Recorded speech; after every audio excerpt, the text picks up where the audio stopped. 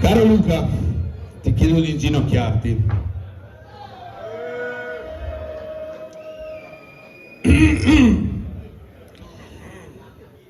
Il sottoscritto Matteo Guidolin, con l'autorità conferitami, sbaglio sempre, dal mio titolo di Gran Norcino dell'ingorda confraternita del Musetto, in rappresentanza di questa giuria di gentildonne e gentiluomini capitanata dal presidente, che non vedo più, Stefano D'Alessi. Non mi ricordo tutto il pregresso, però voglio dirti questo: mi sento e ho il diritto e l'onore e l'onere di proclamarti quinto Enneo campione del mondo del Musetto 2026.